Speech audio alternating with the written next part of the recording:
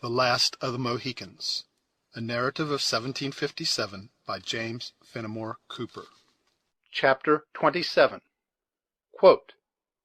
Aunt, I shall remember.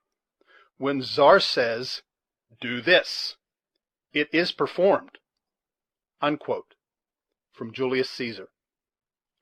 The impatience of the savages who lingered about the prison of Uncas, as has been seen, had overcome their dread of the conjurer's breath. They stole cautiously and with beating hearts to a crevice through which the faint light of the fire was glimmering. For several minutes they mistook the form of David for that of the prisoner; but the very accident which Hawkeye had foreseen occurred. Tired of keeping the extremities of his long person so near together, the singer gradually suffered the lower limbs to extend themselves, until one of his misshapen feet actually came in contact with and shoved aside the embers of the fire.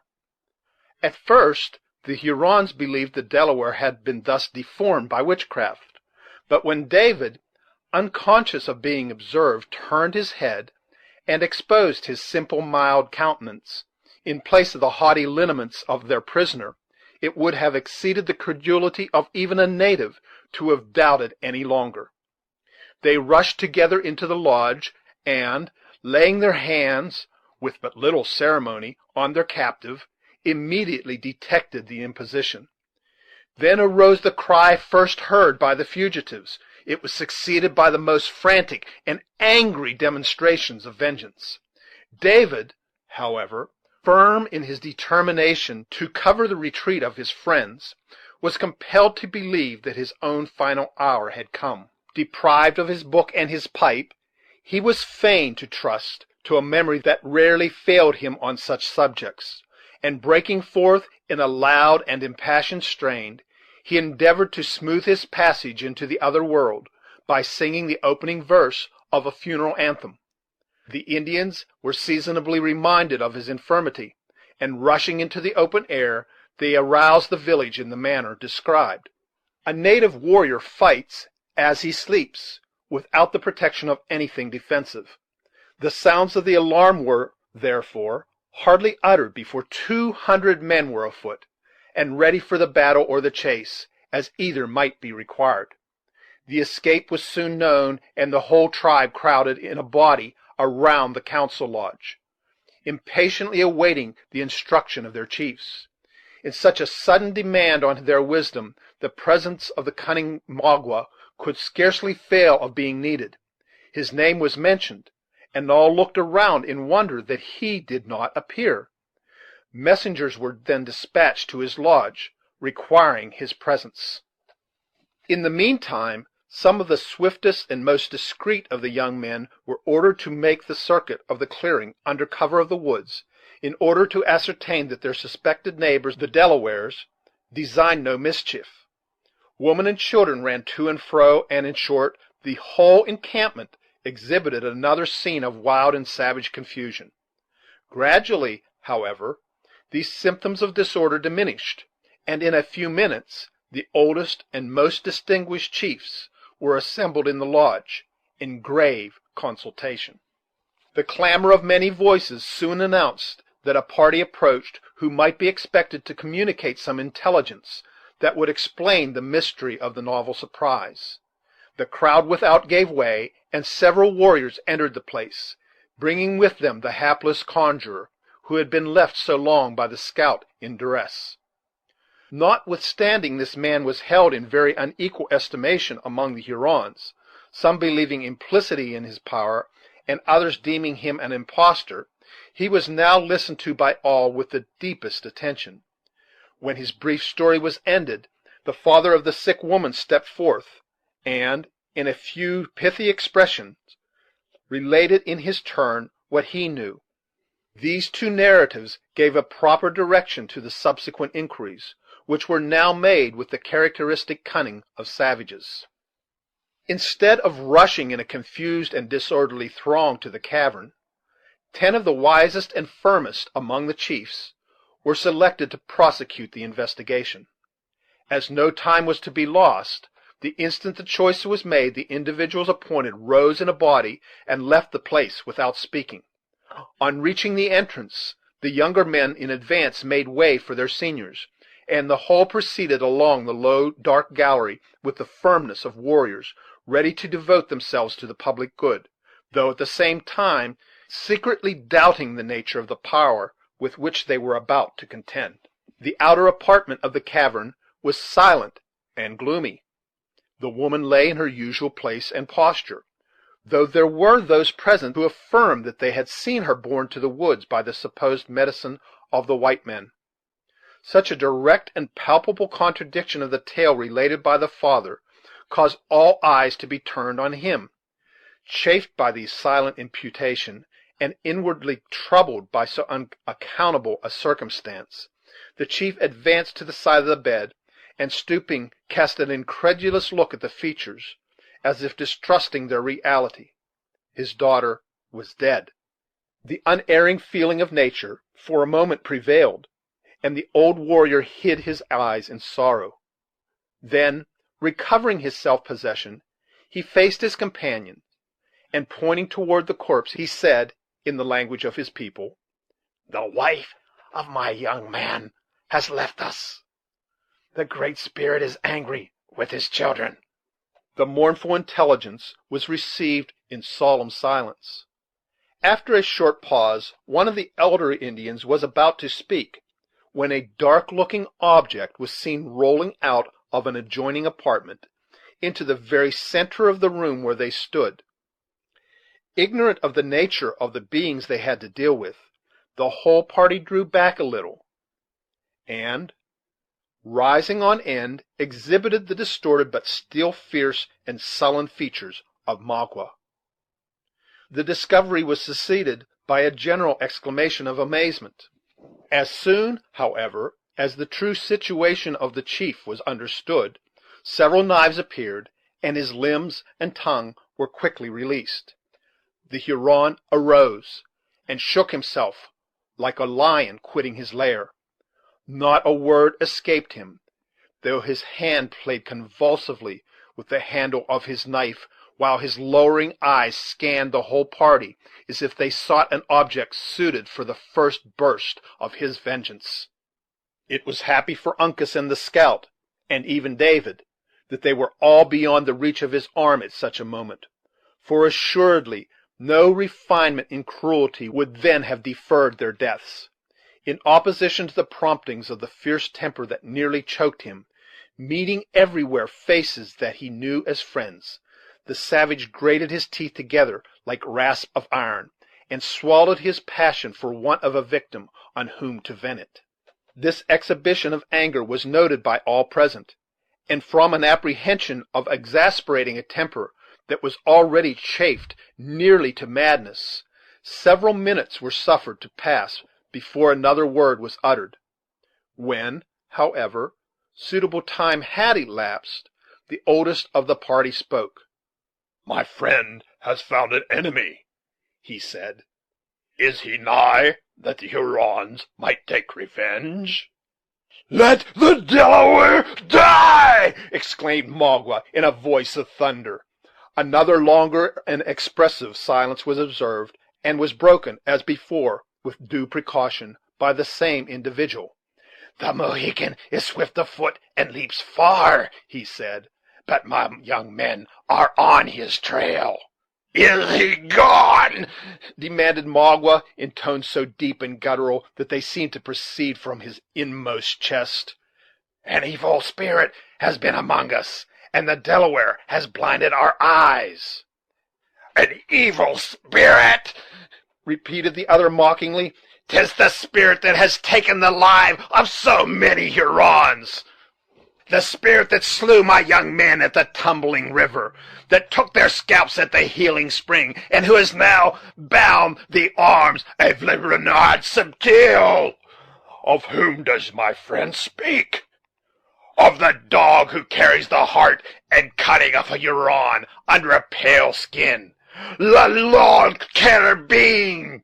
The pronunciation of so terrible a name produced the usual effect among his auditors; but when time was given for reflection, and the warriors remembered that their formidable and daring enemy had even been in the bosom of their encampment working injury, fearful rage took the place of wonder, and all those fierce passions with which the bosom of Magua had just been struggling were suddenly transferred to his companions. Some among them gnashed their teeth in anger, others vented their feelings in yells, and some again beat the air as frantically as if the object of their resentment were suffering under their blows. But this sudden outbreaking of temper as quickly subsided in the still and sullen restraint they most affected in their moments of inaction. Magua, who had in his turn found leisure for reflection, now changed his manner, and assumed the air of one who knew how to think and act with a dignity worthy of so grave a subject. "Let us go, my people," he said; "they wait for us." His companions consented in silence, and the whole of the savage party left the cavern and returned to the council lodge. When they were seated, all eyes turned on Magua, who understood from such an indication that, by common consent, they had devolved the duty of relating what had passed on him. He arose and told his tale without duplicity or reservation. The whole deception practiced by both Duncan and Hawkeye was, of course, laid naked, and no room was found, even for the most superstitious of the tribe, any longer to affix a doubt on the character of the occurrences. It was but too apparent that they had been insultingly, shamefully, disgracefully deceived. When he had ended and resumed his seat, the collected tribe, for his auditors in substance included all the fighting men of the party, sat regarding each other like men astonished equally at the audacity and the success of their enemies. The next consideration, however, was the means and opportunities for revenge. Additional pursuers were sent on the trail of the fugitives, and then the chiefs applied themselves in earnest to the business of consultation. Many different expedients were proposed by the elder warriors, in succession, to all of which Magua was a silent and respectful listener.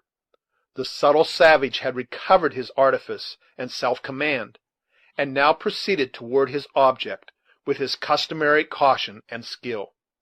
It was only when each one disposed to speak had uttered his sentiments that he prepared to advance his own opinions.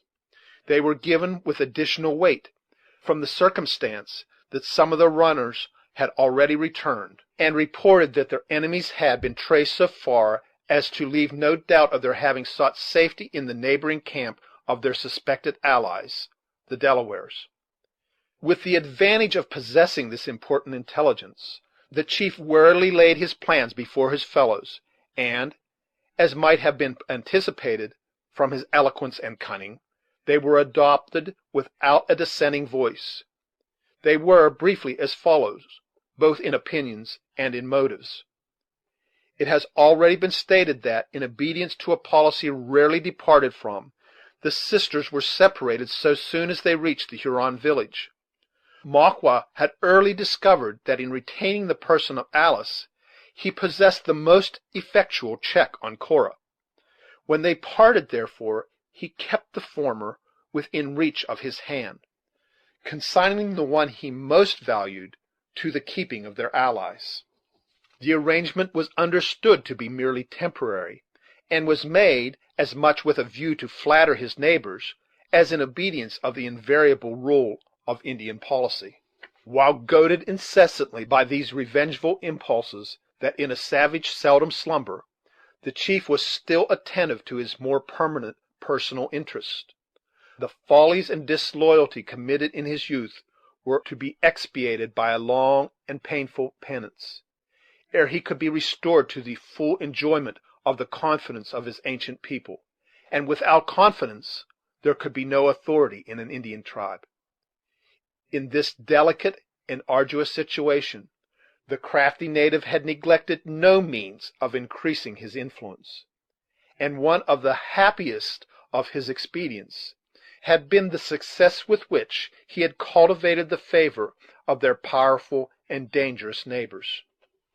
The result of this experiment had answered all the expectations of his policy, for the Hurons were in no degree exempt from that governing principle of nature which induces man to value his gifts precisely in the degree that they are appreciated by others. But while he was making this ostensible sacrifice to general considerations, Maqua never lost sight of his individual motives. The latter had been frustrated by the unlooked-for events which had placed all his prisoners beyond his control, and he now found himself reduced to the necessity of suing for favors to those whom it had so lately been his policy to oblige. Several of the chiefs had proposed deep and treacherous schemes to surprise the Delawares, and by gaining possession of their camp, to recover their prisoners by the same blow; for all agreed that their honor, their interest, and the peace and happiness of their dead countrymen imperiously required them speedily to immolate some victims to their revenge. But plans so dangerous to attempt, and of such doubtful issue, Maqua found little difficulty in defeating. He exposed their risk and fallacy with his usual skill, and it was only after he had removed every impediment in the shape of opposing advice that he ventured to propose his own projects. He commenced by flattering the self-love of his auditors, a never-failing method of commanding attention. When he had enumerated the many different occasions on which the Hurons had exhibited their courage and prowess in the punishment of insults, he digressed in a high encomium on the virtue of wisdom. He painted the quality as forming the great point of difference between the beaver and other brutes, between the brutes and men, and finally between the Hurons in particular and the rest of the human race. After he had sufficiently extolled the property of discretion, he undertook to exhibit in what manner its use was applicable to the present situation of their tribe. On the one hand, he said, was their great pale father, the governor of the Canadas, who had looked upon his children with a hard eye since their tomahawks had been so red. On the other, a people as numerous as themselves, who spoke a different language, possessed different interests, and loved them not, and who would be glad of any pretense to bring them in disgrace with the great white chief. Then he spoke of their necessities, of the gifts they had a right to expect for their past services, of their distance from their proper hunting grounds and native villages, and of the necessity of consulting prudence more, and inclination less, in so critical circumstances. When he perceived that, while the old men applauded his moderation, many of the fiercest and most distinguished of the warriors listened to these politic plans with lowering looks, he cunningly led them back to the subject which they most loved. He spoke openly of the fruits of their wisdom, which he boldly pronounced would be a complete and final triumph over their enemies. He even darkly hinted that their success might be extended, with proper caution, in such a manner as to include the destruction of all whom they had reason to hate. In short, he so blended the warlike with the artful, the obvious with the obscure, as to flatter the propensities of both parties, and to leave to each subject of hope, while neither could say it clearly comprehended his intentions. The orator or the politician who can produce such a state of things is commonly popular with his contemporaries, however he may be treated by posterity. All perceived that more was meant than was uttered, and each one believed that the hidden meaning was precisely such as his own faculties enabled him to understand, or his own wishes led him to anticipate. In this happy state of things, it is not surprising that the management of Maqua prevailed. The tribe consented to act with deliberation, and with one voice they committed the direction of the whole affair to the government of the chief who had suggested such wise and intelligible expedients. Maqua had now attained one great object of all his cunning and enterprise. The ground he had lost in the favor of his people was completely regained, and he found himself even placed at the head of affairs. He was, in truth, their ruler, and, so long as he could maintain his popularity, no monarch could be more despotic, especially while the tribe continued in a hostile territory. Throwing off, therefore, the appearance of consultation, he assumed the grave air of authority necessary to support the dignity of his office. Runners were dispatched for intelligence in different directions. Spies were ordered to approach and feel the encampment of the Delawares. The warriors were dismissed to their lodges, with an intimation that their services would soon be needed, and the women and children were ordered to retire, with a warning that it was their province to be silent. When these several arrangements were made, Magua passed through the village, stopping here and there to pay a visit where he thought his presence might be flattering to the individual. He confirmed his friends in their confidence, fixed the wavering, and gratified all. Then he sought his own lodge. The wife the Huron chief had abandoned when he was chased from among his people was dead. Children he had none, and he now occupied a hut without companion of any sort. It was, in fact, the dilapidated and solitary structure in which David had been discovered, and whom he had tolerated in his presence on those very few occasions when they met, with the contemptuous indifference of haughty superiority. Hither, then, Magua retired, when his labors of policy were ended. While others slept, however, he neither knew or sought repose. Had there been one sufficiently curious to have watched the movements of the newly elected chief, he would have seen him seated in a corner of his lodge, musing on the subject of his future plans, from the hour of his retirement to the time he had appointed for the warriors to assemble again. Occasionally the air breathed through the crevices of the hut, and the low flame that fluttered about the members of the fire threw their wavering light on the person of the sullen recluse. At such moments it would not have been difficult to have fancied the dusky savage, the Prince of Darkness, brooding on his own fancied wrongs, and plotting evil. Long before the day dawned, however, warrior after warrior entered the solitary hut of Magua, until they had collected to the number of 20.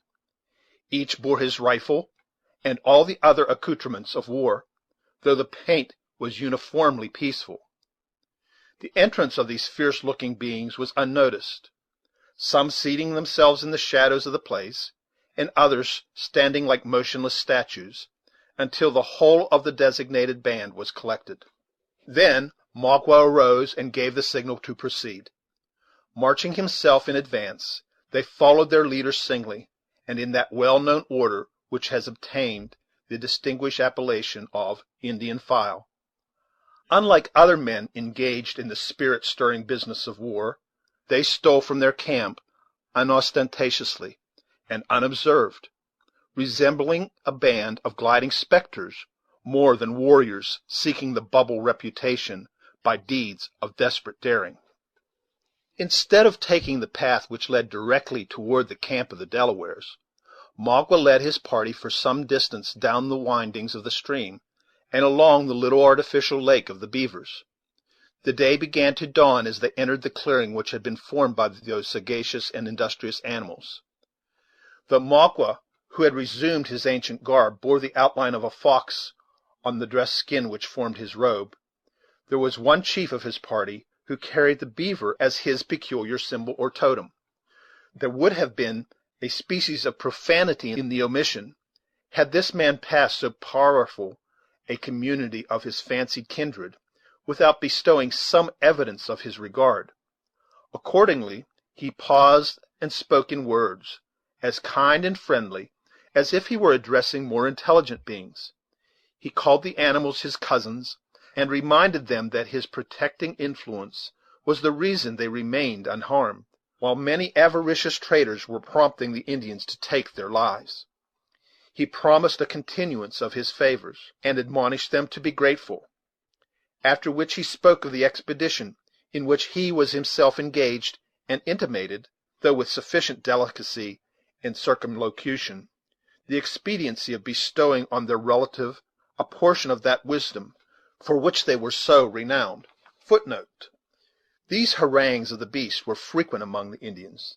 They often addressed their victims in this way, reproaching them for cowardice, or commending their resolution, as they may happen to exhibit fortitude, or the reverse, in suffering. During the utterance of this extraordinary address, the companions of the speaker were as grave and as attentive to his language as though they were all equally impressed with its propriety. Once or twice black objects were seen rising to the surface of the water, and the Huron expressed pleasure, conceiving that his words were not bestowed in vain. Just as he ended his address, the head of a large beaver was thrust from the door of a lodge, whose earthen walls had been much injured, and which the party had believed, from its situation, to be uninhabited. Such an extraordinary sign of confidence was received by the orator as a highly favorable omen, and though the animal retreated a little precipitately, he was lavish on his thanks and commendations. When Magua thought sufficient time had been lost in gratifying the family affection of the warrior, he again made the signal to proceed, as the Indians moved away in a body, and with a step that would have been inaudible to the ears of any common man. The same venerable looking beaver once more ventured his head from its cover. Had any of the Hurons turned to look behind them, they would have seen the animal watching their movements, with an interest and sagacity that might easily have been mistaken for reason. Indeed, so very distinct and intelligible were the devices of the quadruped, that even the most experienced observer would have been at a loss to account for its actions, until the moment when the party entered the forest, when the whole would have been explained by seeing the entire animal issue from the lodge, uncasing by the act the grave features of Chingachgook from his mask of fur. Chapter 27. The Last of the Mohicans. A Narrative of 1757 by James Fenimore Cooper. Chapter 28. Brief, I pray you, for you see 'tis a busy time with me. From Much Ado About Nothing. The tribe, or rather half-tribe of Delawares, which has been so often mentioned, and whose present place of encampment was so nigh the temporary village of the Hurons, could assemble about an equal number of warriors with the latter people. Like their neighbors, they had followed Montcalm into the territories of the English crown, and were making heavy and serious inroads on the hunting grounds of the Mohawks, though they had seen fit, with the mysterious reserve so common among the natives, to withhold their assistance at the moment when it was most required.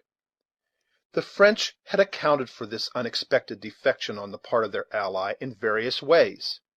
It was the prevalent opinion, however, that they had been influenced by the veneration for the ancient treaty that had once made them dependent on the Six Nations for military protection, and now rendered them reluctant to encounter their former masters. As for the tribe itself, it had been content to announce to Montcalm, through his emissaries, with Indian brevity, that their hatchets were dull, and time was necessary to sharpen them. The politic captain of the Canadas had deemed it wiser to submit to entertain a passive friend, than by acts of ill-judged severity to convert him into an open enemy. On that morning, when Magua led his silent party from the settlement of the Beavers into the forest, in the manner described, the sun rose upon the Delaware encampment, as if it had suddenly burst upon a busy people, actively employed in all the customary avocations of high noon. The women ran from lodge to lodge, some engaged in preparing their morning's meal, a few earnestly bent on seeking the comforts necessary to their habits, but more pausing to exchange hasty and whispered sentences with their friends. The warriors were lounging in groups, musing more than they conversed, and then a few words were uttered, speaking like men who deeply weighed their opinions. The instruments of the chase were to be seen in abundance among the lodges, but none departed.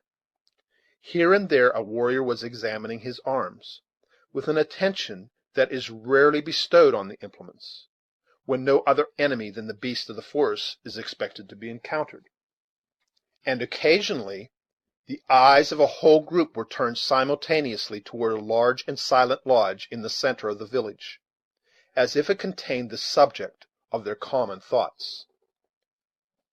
During the existence of this scene, a man suddenly appeared at the furthest extremity of a platform of rock which formed the level of the village.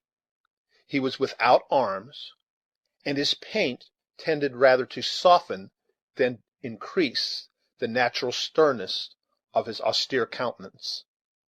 When in full view of the Delawares, he stopped, and made a gesture of amity, by throwing his arm upward toward heaven, and then letting it fall impressively on his breast. The inhabitants of the village answered his salute by a low murmur of welcome, and encouraged him to advance by similar indications of friendship. Fortified by these assurances, the dark figure left the brow of the rocky terrace, where it had stood for a moment, drawn in a strong outline against the blushing morning sky, and moved with dignity into the very centre of the huts.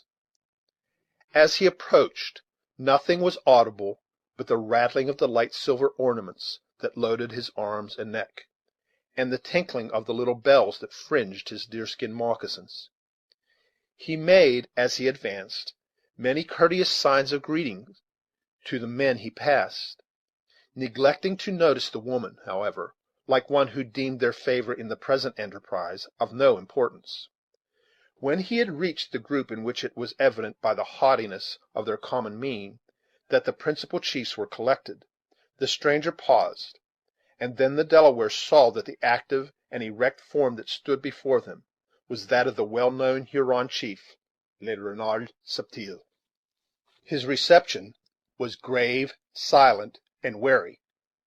The warriors in front stepped aside, opening the way to their most approved orator by the action, one who spoke all those languages that were cultivated among the northern aborigines. "The wise Huron is welcome," said the Delaware, in the language of the Maquas. "He has come to eat his succotash with his brothers of the lakes." Footnote: A dish composed of cracked corn and beans. It is much used also by the whites, but corn is meant maize. End footnote. "He is come," repeated Maqua, bending his head with the dignity of an Eastern prince. The chief extended his arm, and taking the other by the wrist, they once more exchanged friendly salutations. Then the Delaware invited his guest to enter his own lodge and share his morning meal. The invitation was accepted, and the two warriors, attended by 3 or 4 of the old men, walked calmly away, leaving the rest of the tribe devoured by a desire to understand the reasons of so unusual a visit, and yet not betraying the least impatience, by sign or word. During the short and frugal repast that followed, the conversation was extremely circumspect, and related entirely to the events of the hunt in which Maqua had so lately been engaged. It would have been impossible for the most finished breeding to wear more of the appearance of considering the visit as a thing of course than did his host, notwithstanding every individual present was perfectly aware that it must be connected with some secret object, and that probably of importance to themselves. When the appetites of the whole were appeased, the squaws removed the trenchers and gourds, and the two parties began to prepare themselves for a subtle trial of their wits. "Is the face of my great Canada father turned again toward his Huron children?" demanded the orator of the Delawares. "When was it ever otherwise?" returned Makwa. "He calls my people most beloved." The Delaware graciously bowed his acquiescence to what he knew to be false, and continued: "The tomahawks of your young men have been very red." "It is so, but they are now bright and dull, for the Yengeese are dead, and the Delawares are our neighbors." The other acknowledged the pacific compliment by a gesture of the hand, and remained silent. Then Makwa, as if recalled to such a recollection by the allusion to the massacre, demanded: "Does my prisoner give trouble to my brothers?" "She is welcome." "The path between the Hurons and the Delawares is short, and it is open. Let her be sent to my squaws if she gives trouble to my brother." "She is welcome," returned the chief of the latter nation, still more emphatically. The baffled Makwa continued silent several minutes, apparently indifferent, however, to the repulse he had received in his opening effort to regain possession of Cora. "Do my young men leave the Delawares' room on the mountains for their hunts?" he at length continued. "The Lenapes are rulers of their own hills," returned the other a little haughtily. "It is well. Justice is the master of a red skin. Why should they brighten their tomahawks and sharpen their knives against each other? Are not the pale faces thicker than the swallows in the season of the flowers?" "Good!" exclaimed two or three of his auditors at the same time. Makwa waited a little to permit his words to soften the feelings of the Delawares before he added: "Have there not been strange moccasins in the woods? Have not my brothers scented the feet of white men?" "Let my Canada father come," returned the other evasively. "His children are ready to see him." "When the great chief comes, it is to smoke with the Indians in their wigwams. The Hurons say, too, he is welcome; but the Yengeese have long arms, and legs that never tire. My young men dreamed that they had seen the trail of the Yengeese nigh the village of the Delawares." "They will not find the Lenape asleep." "It is well. The warrior whose eye is open can see his enemy," said Makwa, once more shifting his ground, when he found himself unable to penetrate the caution of his companion. "I have brought gifts to my brother. His nation would not go on the war path because they did not think it well; but their friends have remembered where they lived." When he had thus announced his liberal intention, the crafty chief arose, and gravely spread his presents before the dazzled eyes of his host. They consisted principally of trinkets of little value, plundered from the slaughtered females of William Henry. In the division of the baubles the cunning Huron discovered no less art than in their selection. While he bestowed those of greater value on the two most distinguished warriors, one of whom was his host, he seasoned his offerings to their inferiors with such well timed and apposite compliments as left them no ground of complaint. In short, the whole ceremony contained such a happy blending of the profitable with the flattering, that it was not difficult for the donor immediately to read the effect of a generosity so aptly mingled with praise in the eyes of those he addressed. This well judged and politic stroke on the part of Makwa was not without instantaneous results. The Delawares lost their gravity in a much more cordial expression, and the host, in particular, after contemplating his own liberal share of the spoil for some moments with peculiar gratification, repeated with strong emphasis the words: "My brother is a wise chief. He is welcome." "The Hurons love their friends the Delawares," returned Makwa. "Why should they not? They are colored by the same sun, and their just men will hunt in the same grounds after death. The redskins should be friends, and look with open eyes on the white men. Has not my brother scented spies in the woods?" The Delaware, whose name in English signified hard heart, an appellation that the French had translated in "le coeur dur," forgot that obduracy of purpose which had probably obtained him so significant a title. His countenance grew very sensibly less stern, and he now deigned to answer more directly. There have been strange moccasins about my camp. They have been tracked into my lodges. Did my brother beat out the dogs? Asked Maqua, without adverting in any manner to the former equivocation of the chief. It would not do. The stranger is always welcome to the children of the Lenape. The stranger, but not the spy. Would the Yengeese send their women as spies? Did not the Huron chief say he took women in the battle? He told no lie. The Yengeese have sent out their scouts. They have been in my wigwams, but they found there no one to say welcome. Then they fled to the Delawares, for, say they, the Delawares are our friends. Their minds are turned from their Canada father. The insinuation was a home thrust, and one that in a more advanced state of society would have entitled Maqua to the reputation of a skilful diplomatist. The recent defection of the tribe had, as they well knew themselves, subjected the Delawares to much reproach among their French allies, and they were now made to feel that their future actions were to be regarded with jealousy and distrust. There was no deep insight into causes and effects necessary to foresee that such a situation of things was likely to prove highly prejudicial to their future movements.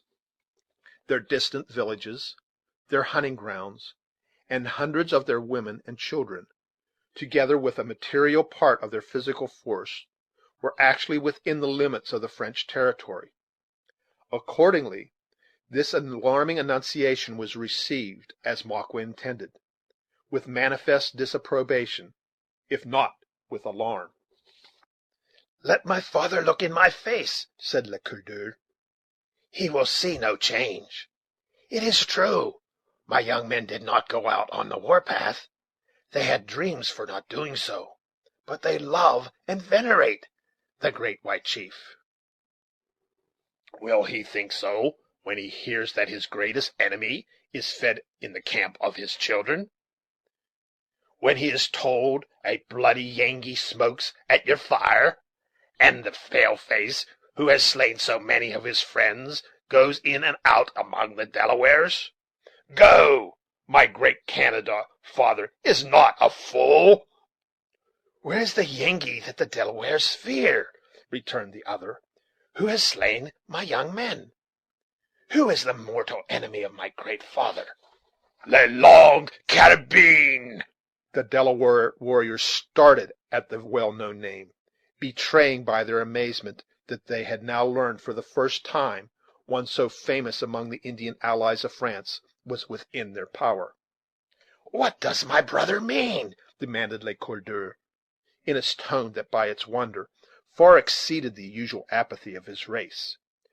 A Huron never lies, returned Maqua coldly, leaning his head against the side of the lodge, and drawing his slight robe across his tawny breast. Let the Delawares count their prisoners. They will find one whose skin is neither red nor pale. A long and musing pause succeeded. The chief consulted apart with his companions, and messengers dispatched to collect certain others of the most distinguished men of the tribe. As warrior after warrior dropped in, they were each made acquainted in turn with the important intelligence that Maqua had just communicated. The air of surprise and the usual low, deep, guttural exclamation were common to them all. The news spread from mouth to mouth, until the whole encampment became powerfully agitated. The women suspended their labors to catch such syllables as unguardedly fell from the lips of the consulting warriors. The boys deserted their sports, and walking fearlessly among their fathers, looked up in curious admiration as they heard the brief exclamations of wonder they so freely expressed the temerity of their hated foe. In short, every occupation was abandoned for the time, and all other pursuits seemed discarded in order that the tribe might freely indulge, after their own peculiar manner, in an open expression of feeling. When the excitement had a little abated, the old men disposed themselves seriously to consider that which became the honor and safety of their tribe to perform, under circumstances of so much delicacy and embarrassment.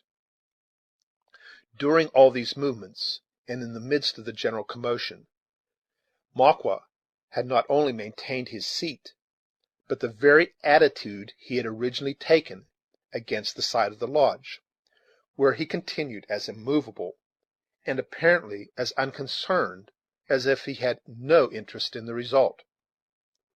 Not a single indication of the future intentions of his host, however, escaped his vigilant eyes.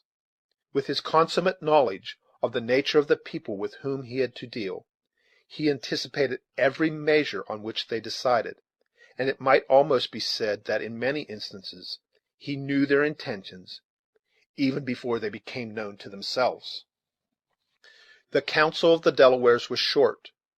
When it was ended, a general bustle announced that it was to be immediately succeeded by a solemn and formal assemblage of the nation. As such meetings are rare, and only called on occasions of the last importance, the subtle Huron, who still sat apart, a wily and dark observer of the proceedings, now knew that all his projects must be brought to their final issue.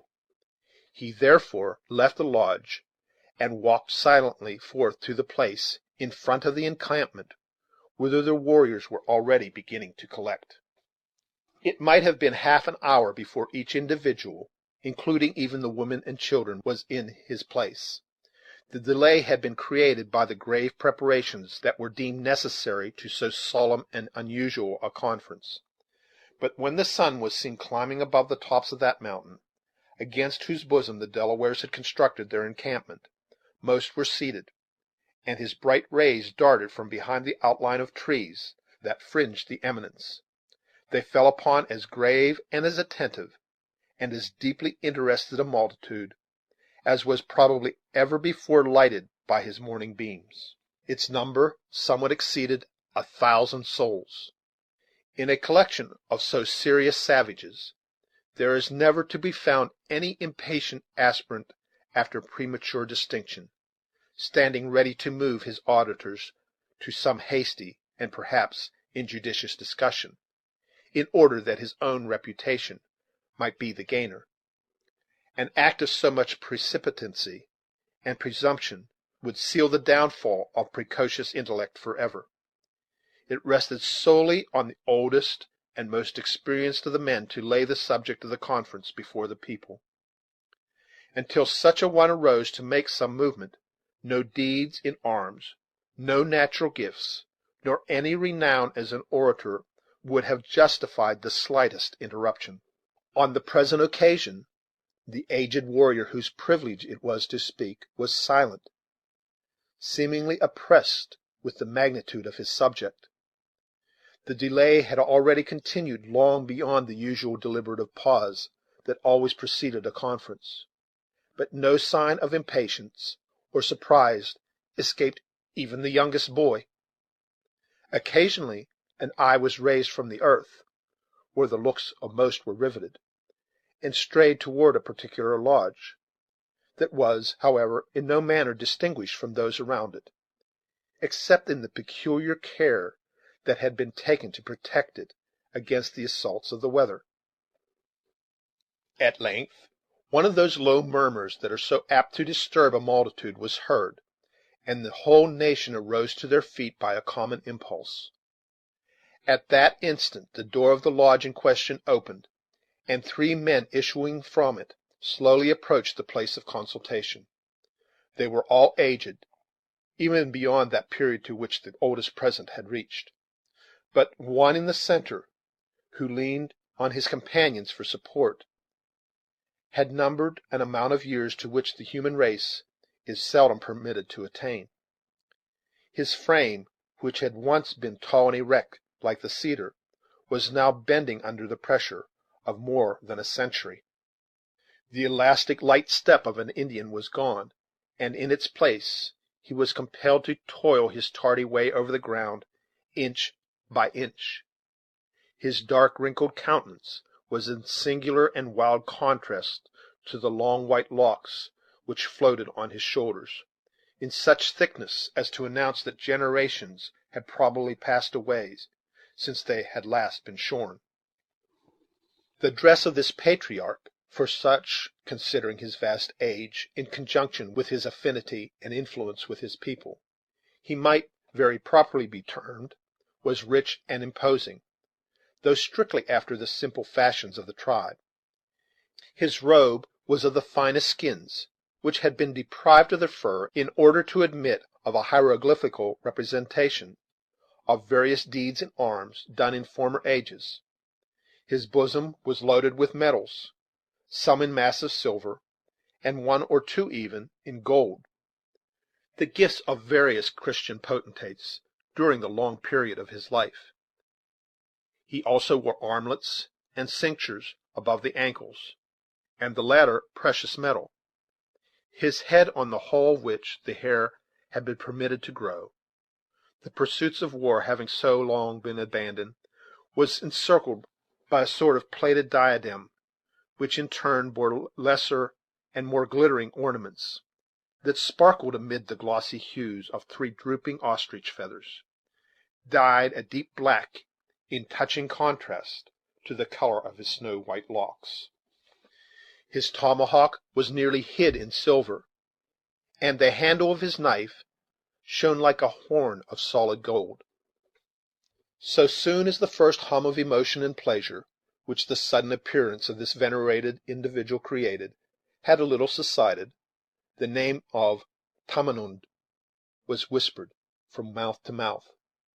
Magua had often heard the fame of this wise and just Delaware, a reputation that even proceeded so far as to bestow on him the rare gift of holding secret communion with the Great Spirit, and which has since transmitted his name, with some slight alteration, to the white usurpers of his ancient territory, as the imaginary tutelar saint of a vast empire. Footnote: The Americans sometimes called their tutelar saint Tomine, a corruption of the name of the renowned chief here introduced. There are many traditions which speak of the character and power of Tamenund. End footnote. The Huron chief, therefore, stepped eagerly out a little from the throng, to a spot whence he might catch a near glimpse of the features of the man whose decision was likely to produce so deep an influence on his own fortunes.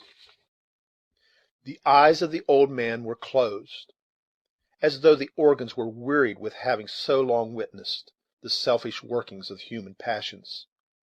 The color of his skin differed from that of most around him, being richer and darker, the latter having been produced by certain delicate and mazy lines of complicated and yet beautiful figures, which had been traced over most of his person by the operation of tattooing. Notwithstanding the position of the Huron, he passed the observant and silent Magua without notice, and, leaning on his two venerable supporters, proceeded to the high place of the multitude, where he seated himself in the center of his nation, with the dignity of a monarch and the air of a father. Nothing could surpass the reverence and affection with which this unexpected visit from one who belongs rather to another world than to this was received by his people. After a suitable and decent pause, the principal chiefs arose, and, approaching the patriarch, they placed his hands reverently on their heads, seeming to entreat a blessing. The younger men were content with touching his robe, or even drawing nigh his person, in order to breathe in the atmosphere of one so aged, so just, and so valiant. None but the most distinguished among the youthful warriors even presumed so far as to perform the latter ceremony, the great mass of the multitude deeming it a sufficient happiness to look upon a form so deeply venerated and so well beloved. When these acts of affection and respect were performed, the chiefs drew back again to their several places, and silence reigned in the whole encampment. After a short delay, A few of the young men, to whom instructions had been whispered by one of the aged attendants at Tamenund, arose, left the crowd, and entered the lodge which has already been noted as the object of so much attention throughout that morning. In a few minutes they reappeared, escorting the individuals who had caused all these solemn preparations toward the seat of judgment. The crowd opened in a lane, and when the party had reentered, it closed in again, forming a large and dense belt of human bodies arranged in an open circle. End of chapter 28. The Last of the Mohicans, a narrative of 1757 by James Fenimore Cooper. Chapter 29.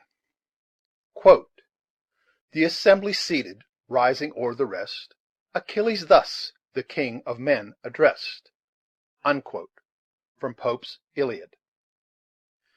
Cora stood foremost among the prisoners, entwining her arms in those of Alice in the tenderness of sisterly love.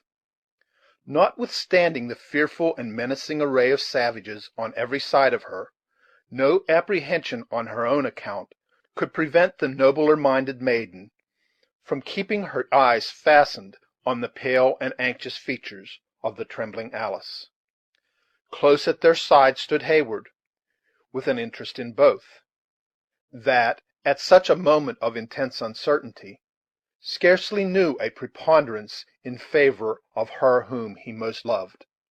Hawkeye had placed himself a little in the rear, with a deference to the superior rank of his companions, that no similarity in the state of their present fortunes could induce him to forget. Uncas was not there. When perfect silence was again restored, and after the usual long, impressive pause, one of the two aged chiefs who sat at the side of the patriarch arose and demanded aloud, in very intelligible English, Which of my prisoners is Le Long Carabine? Neither Duncan nor the scout answered. The former, however, glanced his eyes around the dark and silent assembly, and recoiled a pace when they fell on the malignant visage of Magua. He saw at once that this wily savage had some secret agency in their present arraignment before the nation, and determined to throw every possible impediment in the way of execution of his sinister plans. He had witnessed one instance of the summary punishments of the Indians, and now dreaded that his companion was to be selected for a second. In this dilemma, with little or no time for reflection, he suddenly determined to cloak his invaluable friend at every hazard to himself. Before he had time, however, to speak, the question was repeated in a louder voice and with a clearer utterance. Give us arms, the young man haughtily replied, and place us in yonder woods. Our deeds shall speak for us. This is the warrior whose name has filled our ears, returned the chief, regarding Heyward with that sort of curious interest which seems inseparable from man when first beholding one of his fellows, to whom merit or accident, virtue or crime, has given notoriety. What has brought the white man into the camp of the Delawares? My necessities. I come for food, shelter, and friends. It cannot be. The woods are full of game. The head of a warrior needs no other shelter than a sky without clouds, and the Delawares are the enemies and not the friends of the Yankees. Go. The mouth has spoken while the heart said nothing. Duncan, a little at a loss in whatever manner to proceed, remained silent; but the scout, who had listened attentively to all that passed, now advanced steadily to the front. That I did not answer to the call for La Longue Carabine was not owning either to shame or fear, he said, for neither one nor the other is the gift of an honest man.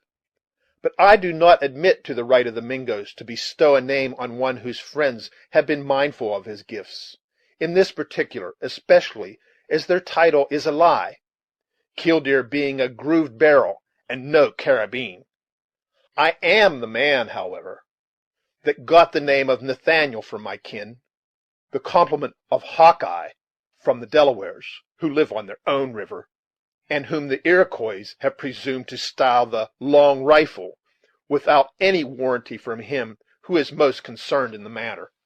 The eyes of all present, which had hitherto been gravely scanning the person of Duncan, were now turned on the instant toward the upright iron frame of this new pretender to the distinguished appellation.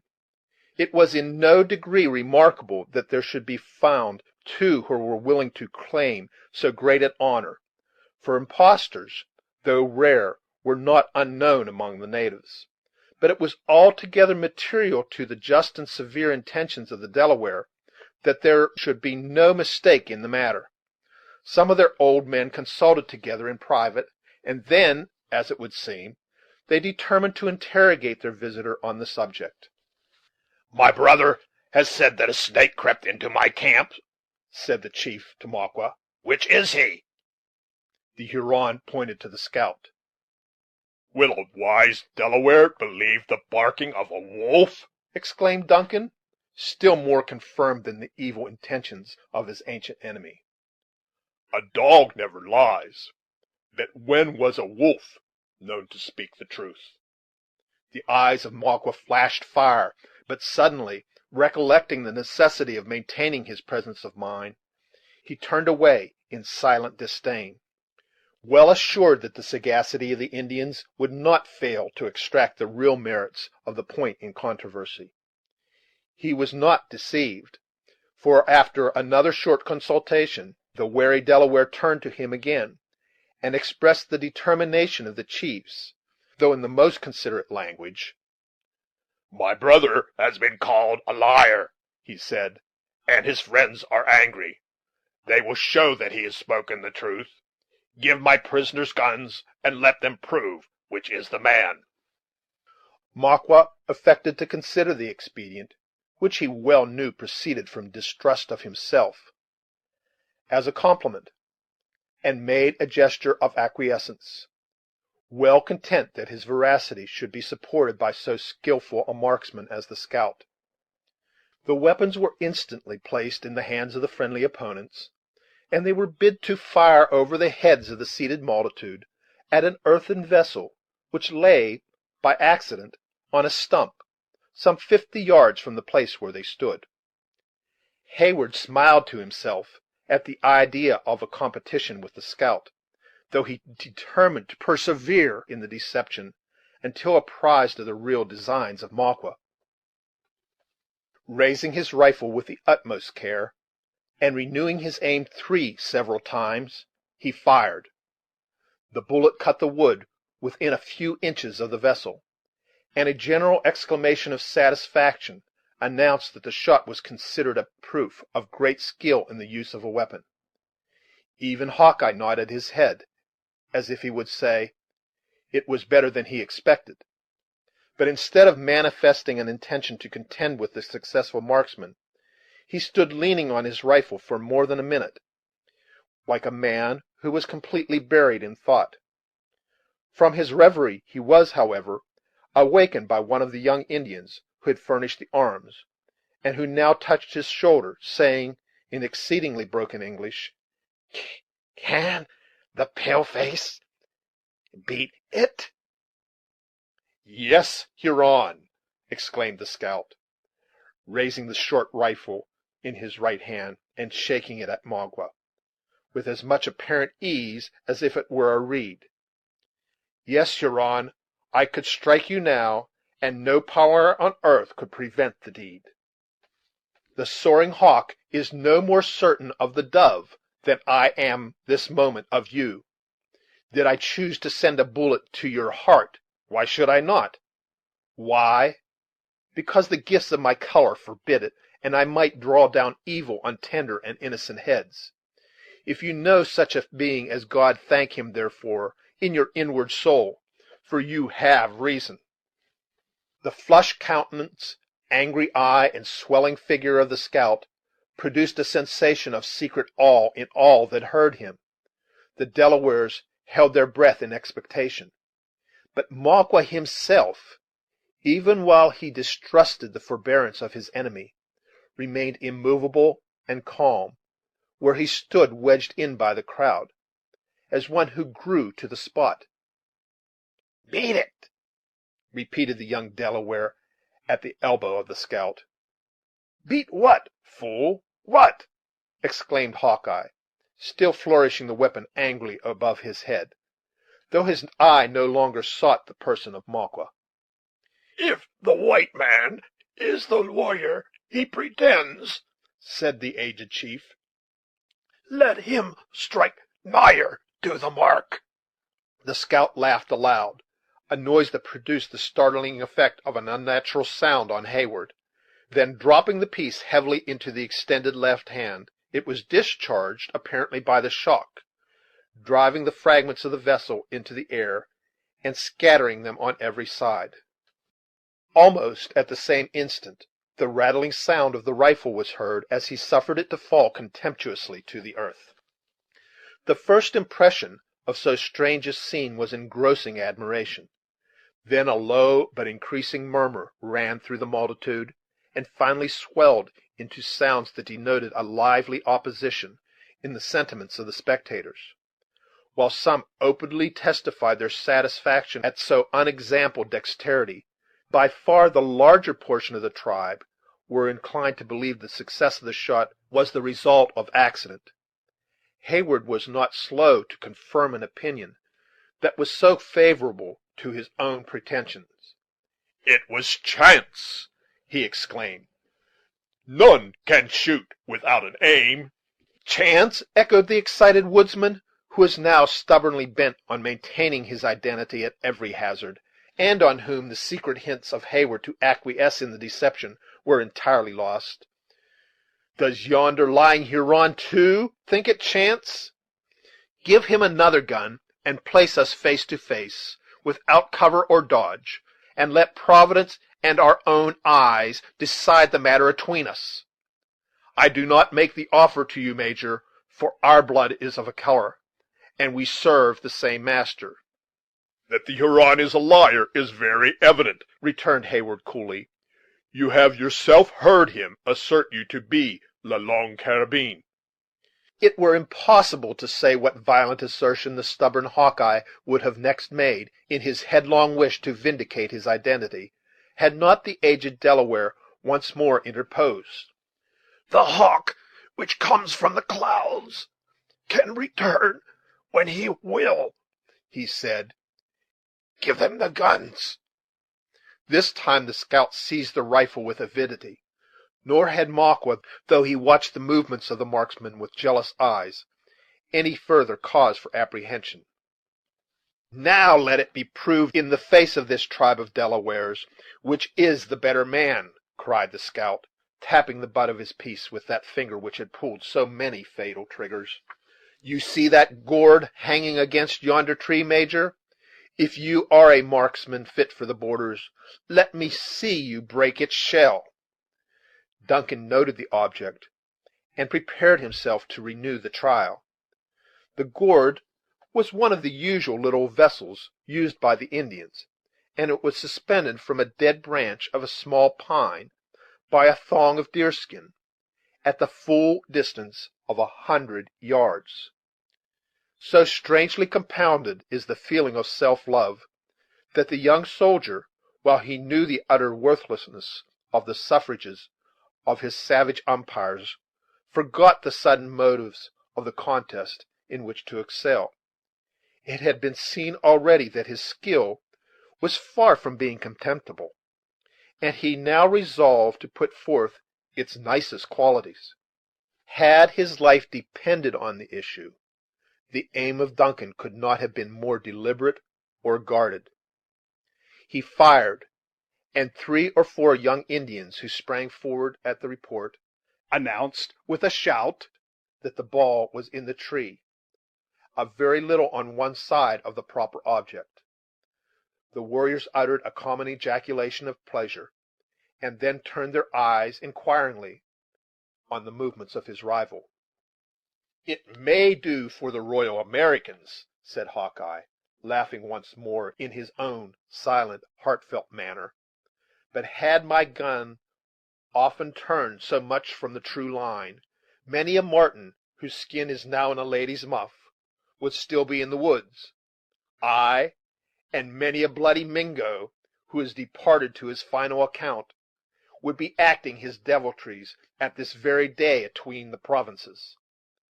I hope the squaw who owns the gourd has more of them in her wigwam, for this will never hold water again."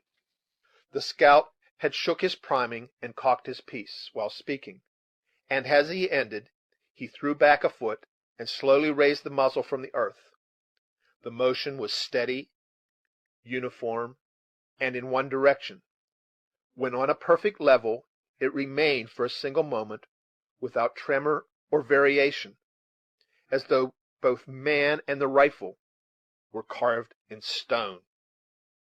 During that stationed instant it poured forth its contents in a bright glancing sheet of flame. Again the young Indians bounded forward, but their hurried search and disappointed looks announced that no traces of the bullet were to be seen. "Go!" said the old chief to the scout, in a tone of strong distrust. "Thou art a wolf in the skin of a dog. I will talk to the long rifle of the Yengeese." "Ah, had I that piece which furnished the name you use, I would obligate myself to cut the thong and drop the gourd without breaking it," returned Hawkeye, perfectly undisturbed by the other's manner. "Fools, if you would find the bullet of a sharpshooter in these woods, you must look in the object, and not around it." The Indian youths instantly comprehended his meaning, for this time he spoke in the Delaware tongue, and tearing the gourd from the tree, they held it on high with an exulting shout, displaying a hole in its bottom, which had been cut by the bullet, after passing through the usual orifice in the centre of its upper side. At this unexpected exhibition a loud and vehement expression of pleasure burst from the mouth of every warrior present.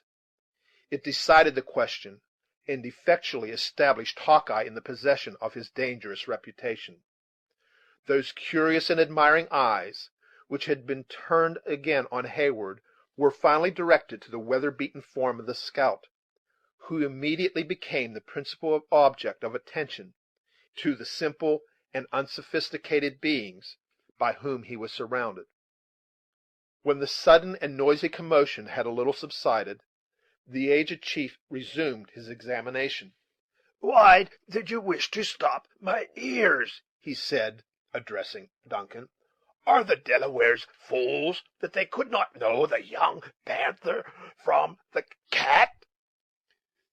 "They will yet find the Huron a singing bird," said Duncan, endeavoring to adopt the figurative language of the natives. "It is good. We will know who can shut the ears of men, brother," added the chief, turning his eyes on Mahquah. "The Delawares, listen." Thus signaled and directly called on to declare his object, the Huron arose, and advancing with great deliberation and dignity into the very centre of the circle, where he stood confronted by the prisoners, he placed himself in an attitude to speak. Before opening his mouth, however, he bent his eyes slowly among the whole living boundary of earnest faces, as if to temper his expressions to the capabilities of his audience. On Hawkeye he cast a glance of respectful enmity; on Duncan a look of inextinguishable hatred. The shrinking figure of Alice he scarcely deigned to notice; but when his glance met the firm, commanding, and yet lovely form of Cora, his eye lingered a moment with an expression that might have been difficult to define. Then, filled with his own dark detentions, he spoke in the language of the Canadas, a tongue that he knew well was comprehended by most of his auditors. "The spirit that made men colored them differently," commenced the subtle Huron. "Some are blacker than the sluggish bear. These, he said, should be slaves, and he ordered them to work forever, like the beaver. You may hear them groan when the south wind blows, louder than the lowing buffaloes along the shores of the great lake, where the big canoes come and go with them in droves. Some he made with faces paler than the ermine of the forest, and these he ordered to be traders, dogs to their women, and wolves to their slaves. He gave this people the nature of the pigeon, wings that never tire, young more plentiful than the leaves of the trees, and appetites to devour the earth.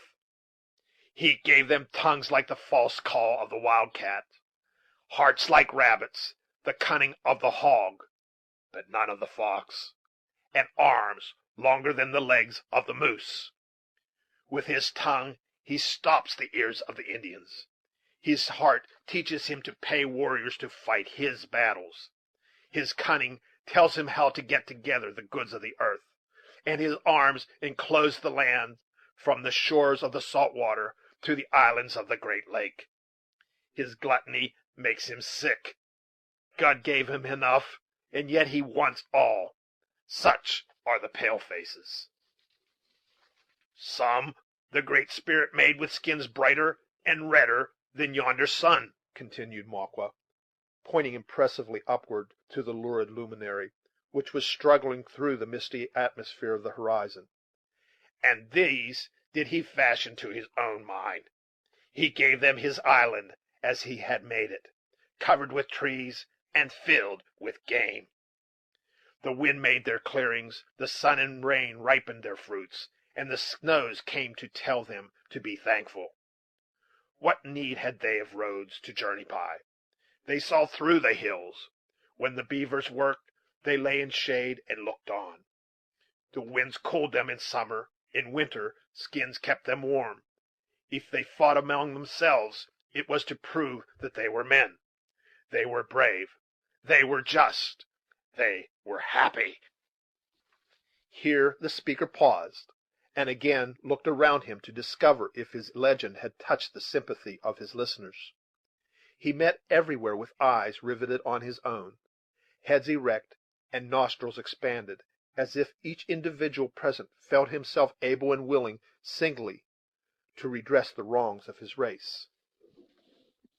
"If the Great Spirit gave different tongues to his red children," he continued, in a low, still melancholy voice, "it was that all animals might understand them. Some he placed among the snows, with their cousin the bear. Some he placed near the setting sun, on the road to the happy hunting grounds. Some on the lands around the great fresh waters.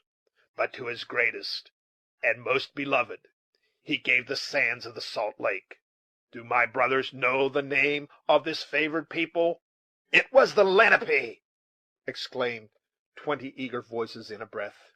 "It was the Lenni Lenape," returned Maqua, affecting to bend his head in reverence to their former greatness. "It was the tribes of the Lenape. The sun rose from water that was salt, and set in water that was sweet, and never hid himself from their eyes. But why should I, a Huron of the woods, tell a wise people their own traditions? Why remind them of their injuries, their ancient greatness, their deeds, their glory, their happiness, their losses, their defeats, their misery? Is there not one among them who has seen it all, and knows it to be true? I have done.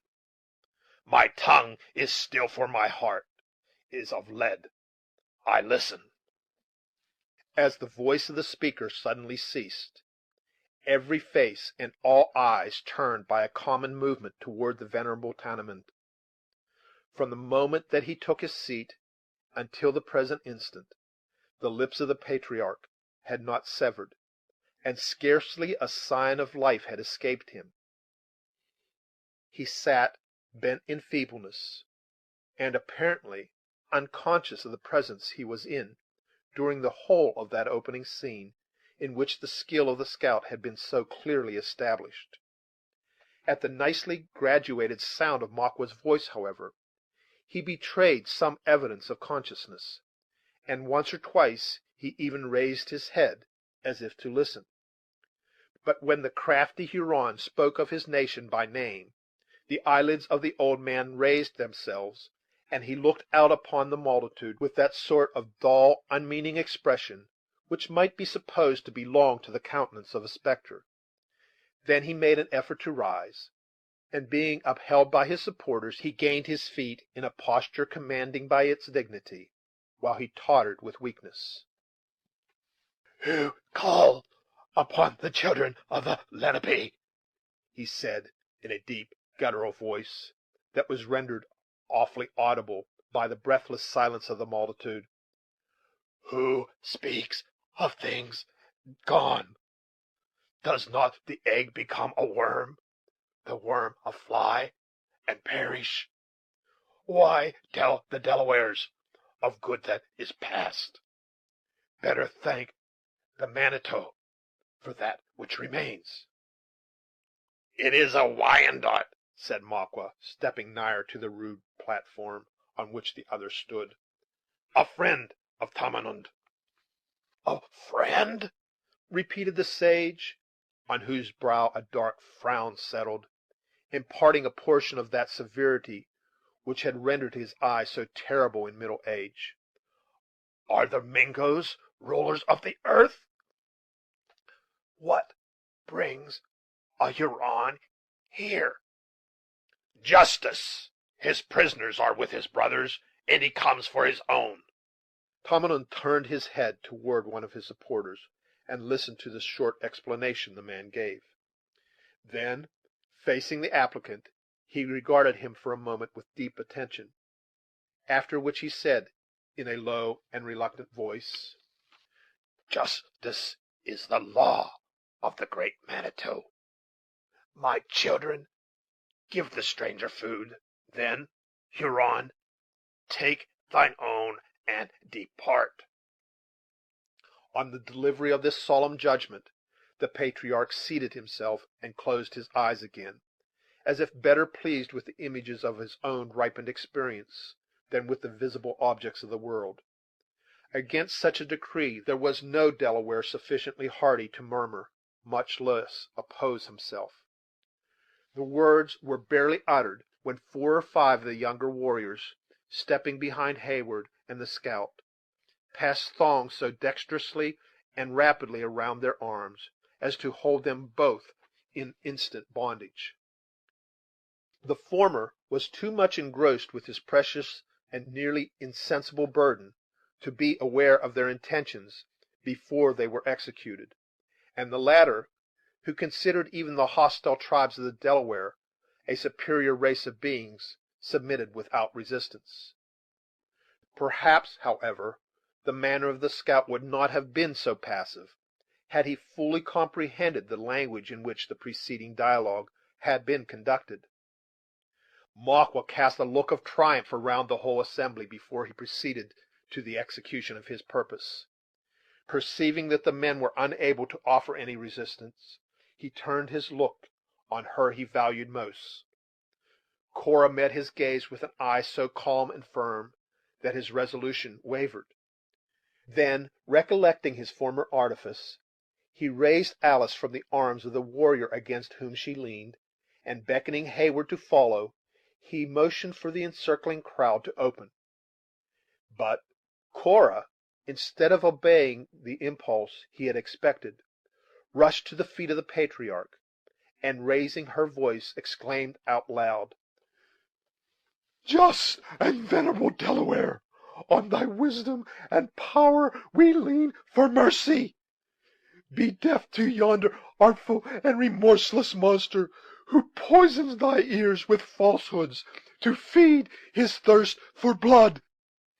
Thou that hast lived long, and that hast seen the evil of the world, should know how to temper its calamities to the miserable." The eyes of the old man opened heavily, and he once more looked upward at the multitude. As the piercing tones of the suppliant swelled on his ears, they moved slowly in the direction of her person, and finally settled there on a steady gaze. Cora had cast herself to her knees, and with hands clenched in each other and pressed upon her bosom, she remained like a beauteous and breathing model of her sex, looking up in his faded but majestic countenance with a species of holy reverence.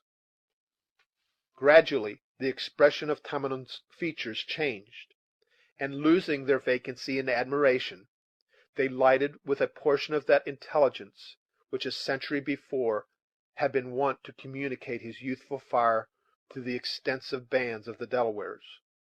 Rising without assistance, and seemingly without an effort, he demanded in a voice that startled its auditors by its firmness: "What art thou?" "A woman, one of a hated race, if thou wilt, a Yengeese, but one who has never harmed thee, and who cannot harm thy people if she would, who hast for succor."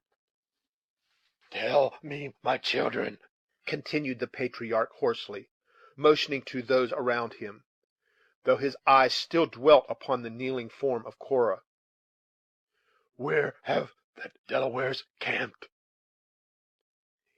"In the mountains of the Iroquois, beyond the clear springs of the Horicon." "Many parching summers are come and gone," continued the sage, "since I drank the water of my own rivers. The children of Miquon are the justest white men, but they are thirsty, and took it to themselves. Do they follow us so far?" Footnote: William Penn was termed Miquon by the Delawares, and, as he never used violence or injustice in his dealings with them, his reputation for probity passed into a proverb.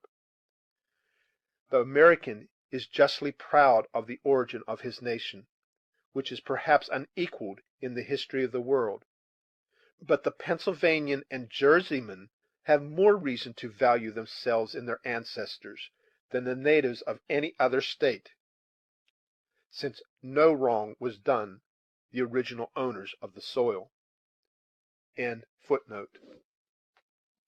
"We follow none, we covet nothing," answered Cora. "Captives against our wills, we have been brought amongst you, and we ask but permission to depart to our own in peace. Art thou not Tamenund, the father, the judge, I had almost said the prophet of his people?" "I am Tamenund of many days." "'Tis now some 7 years that one of thy people was at the mercy of a white chief on the borders of this province. He claimed to be of the blood of the good and just Tamenund. 'Go,' said the white man, 'for thy parents' sake thou art free.' Dost thou remember the name of that English warrior?" "I remember that when a laughing boy," returned the patriarch, with the peculiar recollection of vast age, "I stood upon the sands of the seashore, and saw a big canoe, with wings whiter than the swan's, and wider than many eagles, come from the rising sun." "Nay, nay, I speak not of a time so very distant, but of favors shown to thy kindred by one of mine, within the memory of thy youngest warrior." "Was it when the Yankees and the Dutchmen fought for the hunting grounds of the Delawares? Then Tamenund was chief, and first laid aside the bow for the lightning of the pale faces." "Not yet then," interrupted Cora. "By many ages. I speak of the thing of yesterday. Surely, surely you forgot it not."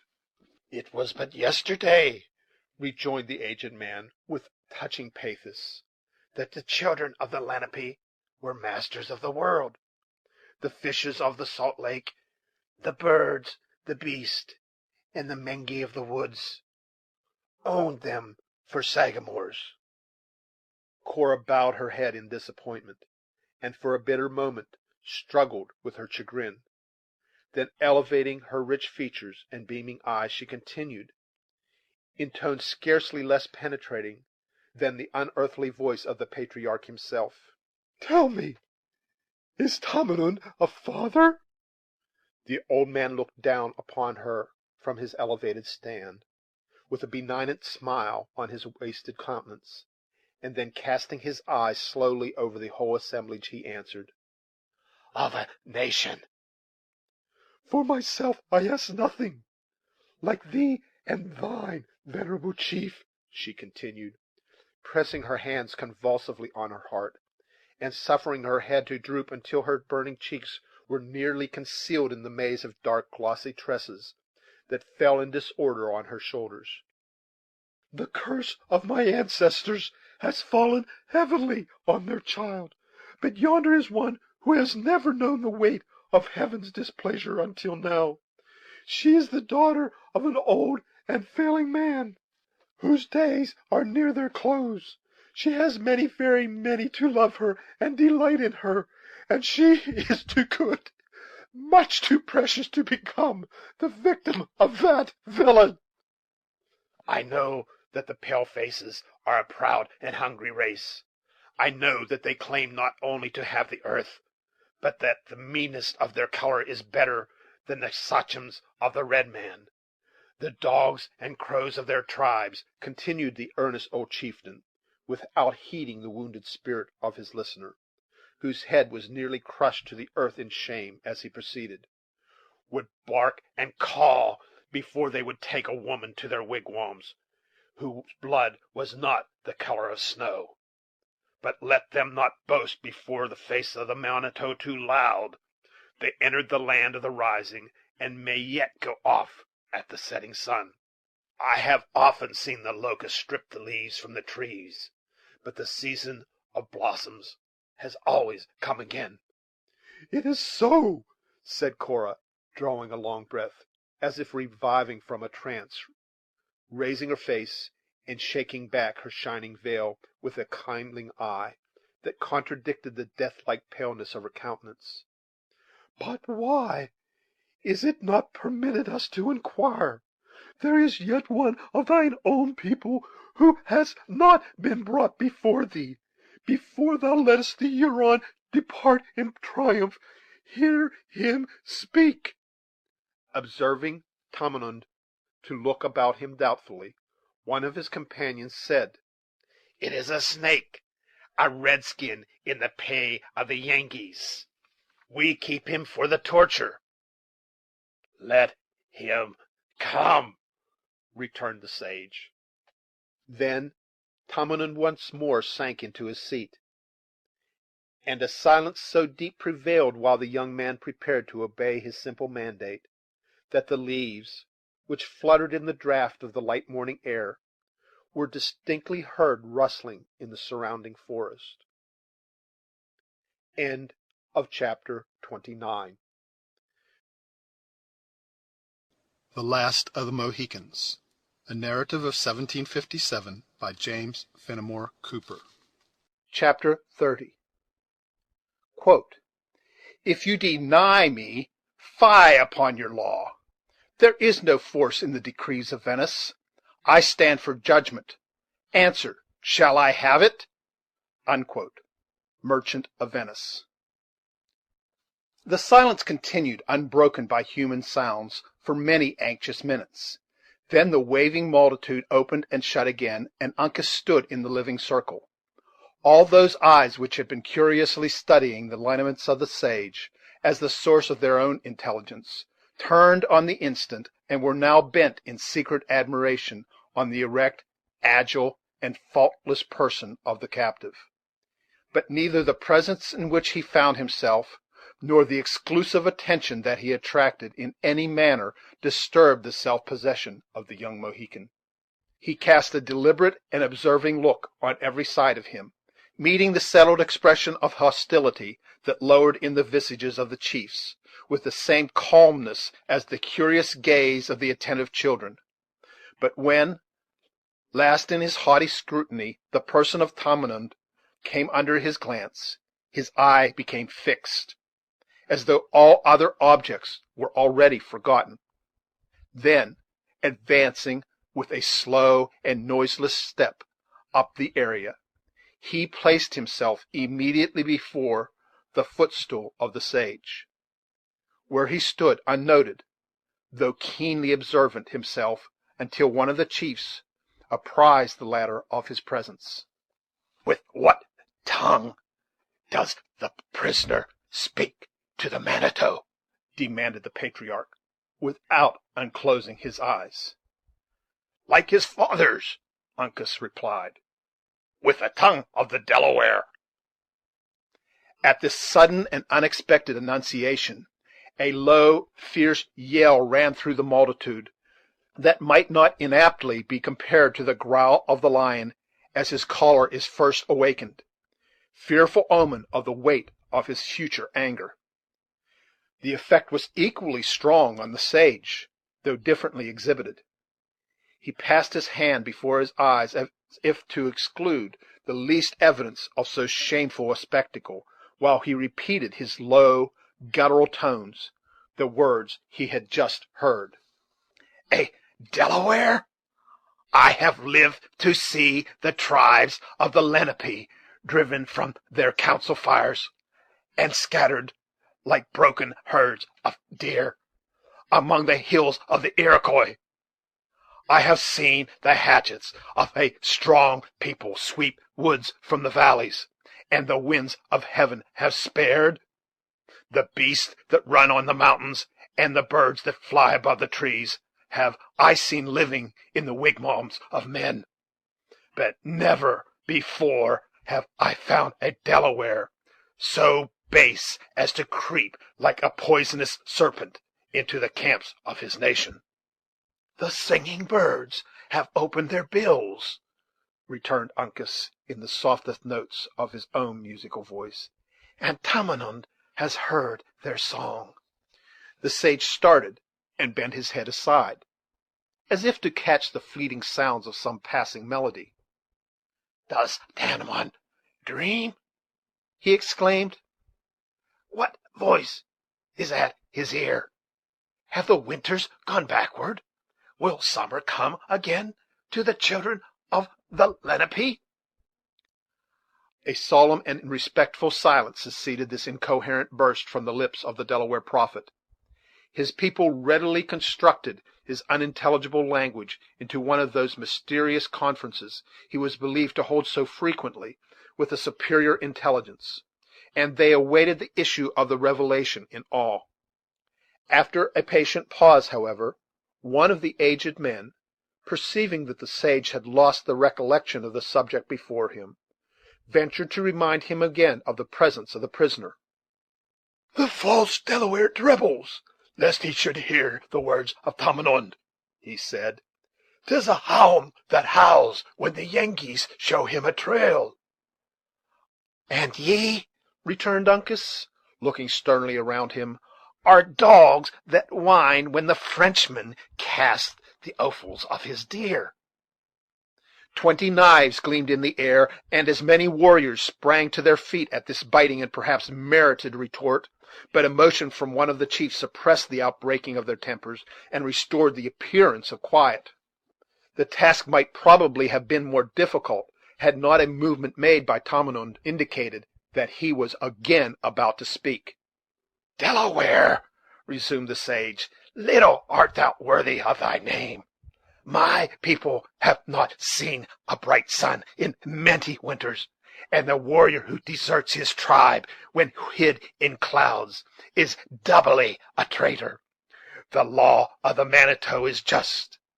It is so while the rivers run and the mountains stand, but the blossoms come and go on the trees. It must be so. He is thine, my children. Deal justly by him.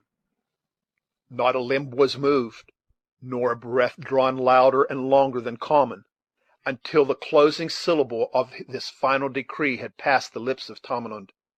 Then a cry of vengeance burst at once, as it might be from the united lips of the nation, a frightful augury of their ruthless intentions.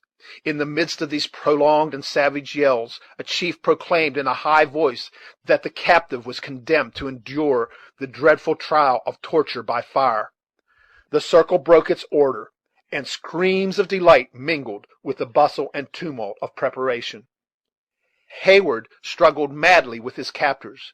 The anxious eye of Hawkeye began to look around him with an expression of peculiar earnestness, and Cora again threw herself at the feet of the patriarch, once more a suppliant for mercy. Throughout the whole of these trying moments, Uncas had alone preserved his serenity. He looked on the preparations with a steady eye, and when the tormentors came to seize him, he met them with a firm and upright attitude. One among them, if possible more fierce and savage than his fellows, seized the hunting shirt of the young warrior, and at a single effort tore it from his body. Then, with a yell of frantic pleasure, he leaped toward his unresisting victim, and prepared to lead him to the stake. But at that moment, when he appeared most a stranger to the feeling of humanities, the purpose of the savage was arrested as suddenly as if a supernatural agency had interposed in the behalf of Uncas. The eyes of the Delaware seemed to start from their sockets. His mouth opened, and his whole form became frozen in an attitude of amazement. Raising his hand with a slow and regulated motion, he pointed with the finger to the bosom of the captive. His companions crowded about him in wonder, and every eye was like his own, fastened intently on the figure of a small tortoise, beautifully tattooed on the breast of the prisoner, in a bright blue tint. For a single instant Uncas enjoyed his triumph, smiling calmly on the scene. Then, motioning the crowd away with a high and haughty sweep of his arm, he advanced in front of the nation with the air of a king, and spoke in a voice louder than the murmur of admiration that ran through the multitude. "Men of the Lenape," he said, "my race upholds the earth. Your feeble tribes stands on my shell. What fire that a Delaware can light would burn the child of my fathers," he added, pointing proudly to the simple blazonry on his skin. "The blood that came from such a stock would smother your flames. My race is the grandfather of nations." "Who art thou?" demanded Tamenund, rising at the startling tones he heard, more than any meaning conveyed by the language of the prisoner. "Uncas, son of Chingachgook," answered the captive modestly, turning from the nation and bending his head in reverence to the other's character and years. "A son of the great Unamis." Turtle. "The hour of Tamenund is nigh," exclaimed the sage. "The day is come at last to the night. I thank the Manitou. The one is here to fill my place at the council fire. Uncas, the child of Uncas, is found. Let the eyes of a dying eagle gaze on the rising sun." The youth stepped lightly but proudly on the platform, where he became visible to the whole agitated and wondering multitude. Tamenund held him long at the length of his arm, and read every turn in the fine lineaments of his countenance, with the untiring gaze of one who recalled days of happiness. "Is Tamenund a boy?" at length the bewildered prophet exclaimed. "Have I dreamed of so many snows, that my people were scattered like floating sands? Of Yengeese, more plenty than the leaves on the trees? The arrow of Tamenund would not frighten the fawn. His arm is withered like the branch of a dead oak. The snail would be swifter in the race, yet is Uncas before him, as they went to battle against the pale faces. Uncas, the panther of his tribe, the eldest son of the Lenape, the wisest Sagamore of the Mohicans. Tell me, ye Delawares, has Tamenund been a sleeper for 100 winters?" The calm and deep silence which succeeded these words sufficiently announced the awful reverence with which his people received all communication of the patriarch. None dared to answer, though all listened in breathless expectation of what might follow. Uncas, however, looking in his face with the fondness and veneration of a favored child, presumed on his own high and acknowledged rank, to reply. 4 warriors of his race have lived and died," he said, "since the fire of Tamenund led his people to battle. The blood of the turtle has been in many chiefs, but all have gone back into the earth from whence they came, except Chingachgook and his son." "It is true, it is true," returned the sage, a flash of recollection destroying all his pleasing fancies, and restoring him at once to a consciousness of the true history of his nation. "Our wise men have often said that 2 warriors of the unchanged race were in the hills of the Yengeese. Why have their seats at the council fires of the Delawares been so long empty?" At these words the young man raised his head, which he had still kept bowed a little in reverence, and lifting his voice so as to be heard by the multitude, as if to explain at once and forever the policy of his family, he said aloud: "Once we slept where we could hear the Salt Lake speak of his anger. Then we were rulers and sagamores over the land.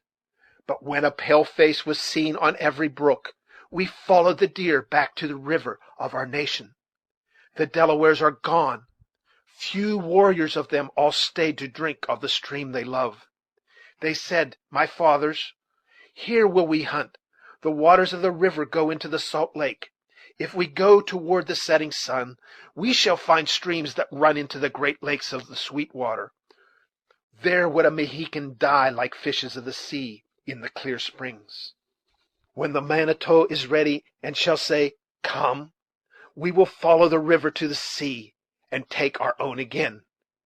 Such, Delawares, is the belief of the children of the Turtle. Our eyes are on the rising and not toward the setting sun. We know whence he comes, but we know not whither he goes. It is enough." The men of the Lenape listened to his words with all the respect that superstition could lend, finding a secret charm even in the figurative language with which the young Sagamore imparted his ideas. Uncas himself watched the effect of his brief explanation with intelligent eyes, and gradually dropped the air of authority he had assumed, as he perceived that his auditors were content. Then, permitting his looks to wander over the silent throng that crowded around the elevated seat of Tamenund, he first perceived Hawkeye in his bonds. Stepping eagerly from his stand, he made way for himself to the side of his friend, and cutting his thong with a quick and angry stroke of his own knife, he motioned to the crowd to divide. The Indians silently obeyed, and once more they stood ranged in their circle. As before his appearance among them, Uncas stood the scout by the hand, and led him to the feet of the patriarch. "Father," he said, "look at his pale face. A just man, and the friend of the Delawares. Is he a son of Miquon?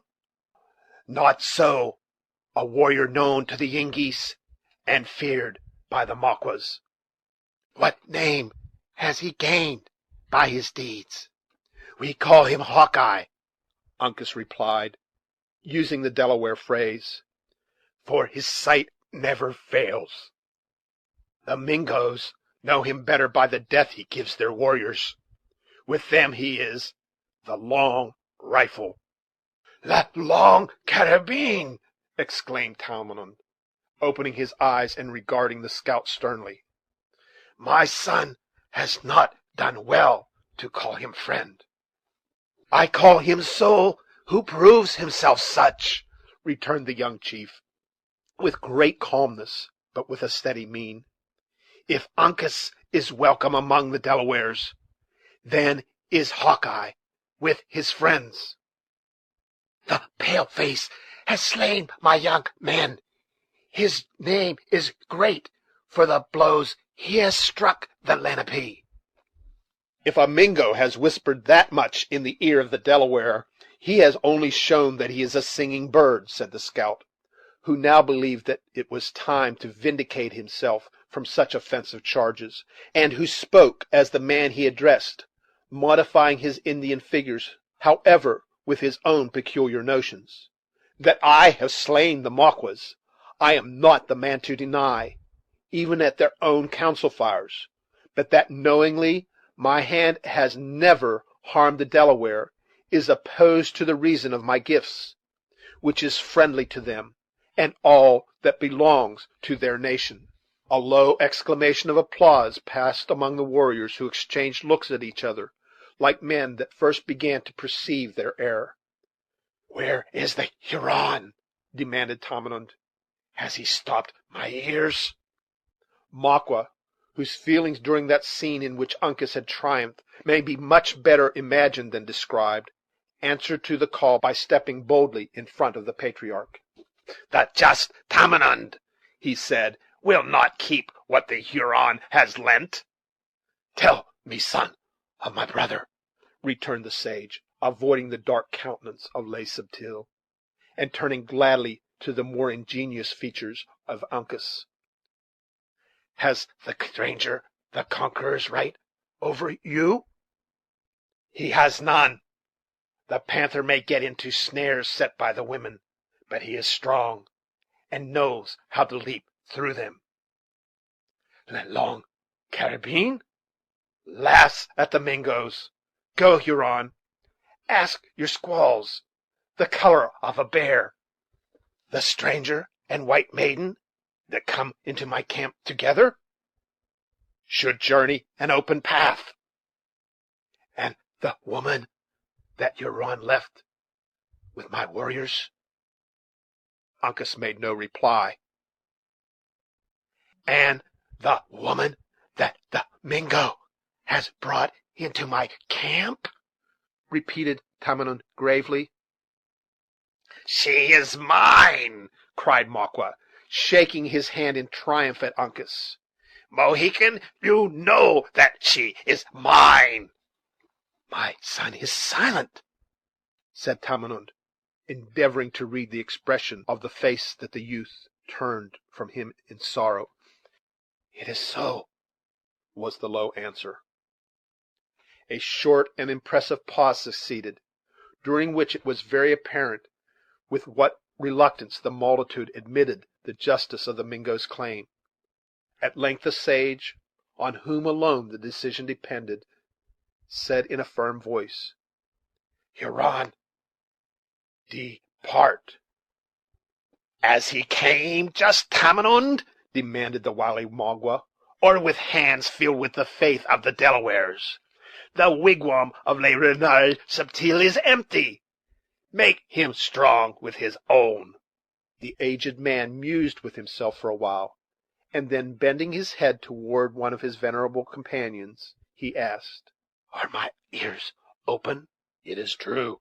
Is this Mingo a chief?" "The first in his nation." "Girl, what wouldst thou?" "A great warrior takes thee to wife. Go, thy race will not end." Better 1,000 times it should, exclaimed the horror-struck Cora. than meet with such a degradation. "Huron, her mind is in the tents of her fathers. An unwilling maiden makes an unhappy wigwam." "She speaks the tongue of her people," returned Magua, regarding his victim with a look of bitter irony. "She is of a race of traitors, and will bargain for a bright look. Let Tamenund speak the words." "Take you the wampum and our love." nothing hence but what Magua brought hither." "Then depart with thine own. The great Manito forbids that a Delaware should be unjust." Makwa advanced and seized his captive strongly by the arm. The Delawares fell back in silence, and Cora, as if conscious that remonstrance would be useless, prepared to submit to her fate without resistance. "Hold, hold!" cried Duncan, springing forward. "Huron, have mercy. Her ransom shall make thee richer than any of thy people were ever yet known to be." Magua is a redskin. He wants not the beads of the pale faces. "Gold, silver, powder, lead, all that the warrior needs shall be in thy wigwam, all that becomes the greatest chief." "Le Subtil is very strong," cried Magua, violently shaking the hand which grasped the unresisting arm of Cora. "He has his revenge." "Mighty ruler of Providence!" exclaimed Heyward, clasping his hands together in agony. "Can this be suffered? To you, just Tamenund, I appeal for your mercy." "The words of the Delaware are said," returned the sage, closing his eyes and dropping back into his seat, alike wearied with his mental and bodily exertion. "Men speak not twice." That a chief should not misspend his time in saying what has been spoken is wise and reasonable," said Hawkeye, motioning to Duncan to be silent; "but it is also prudent in every warrior to consider well before he strikes his tomahawk into the head of his prisoner. Huron, I love you not, nor can I say that any Mingo has ever received much favor at my hands. It is fair to conclude that, if this war does not soon end, many more of your warriors will meet me in the woods. Put it to your judgment, then, whether you would prefer taking such a prisoner as that into your encampment, or one like myself, who am a man that it would greatly rejoice your nation to see with naked hands." "Will the Long Rifle give his life for the woman?" demanded Magua hesitatingly, for he had already made a motion toward quitting the place with his victim. "No, no, I have not said so much as that," returned Hawkeye, drawing back with suitable discretion, when he noted the eagerness with which Magua listened to his proposal. "It would be an unequal exchange to give a warrior in the prime of his age and usefulness for the best woman on the frontiers. I might consent to go into winter quarters now, at least 6 weeks afore the leaves will turn, on condition you will release the maiden." Magua shook his head, and made an impatient sigh for the crowd to open. "Well, then," added the scout, with the musing air of a man who had not half made up his mind, "I will throw Killdeer into the bargain. Take the word of an experienced hunter, the peace has not its equal atween the provinces." Magua still disdained to reply, continuing his efforts to disperse the crowd. "Perhaps," added the scout, losing his dissembled coolness exactly in proportion as the other manifested an indifference to the exchange, "if I should condition to teach your young men the real virtue of the weapon, it would smooth the little differences in our judgments."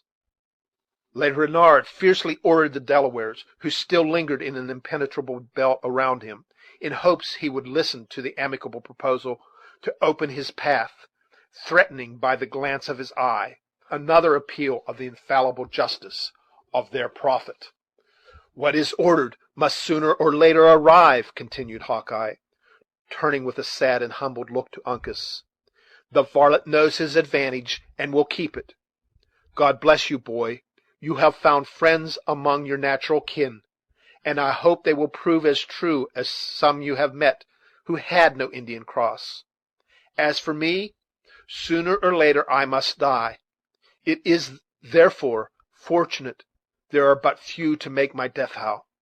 After all, it is likely the imps would have managed to master my scalp; so a day or two will make no great difference in the everlasting reckoning of time.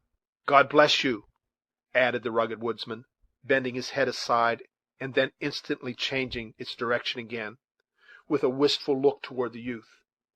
"I love both you and your father, Uncas, though our skins are not altogether of a color, and our gifts are somewhat different. Tell the Sagamore I never lost sight of him in my greatest trouble; and as for you, think of me sometimes when on a lucky trail, and depend on it, boy, whether there be one heaven or two, there is a path in the other world by which honest men may come together again. You'll find the rifle in the place we hid it. Take it, and keep it for my sake.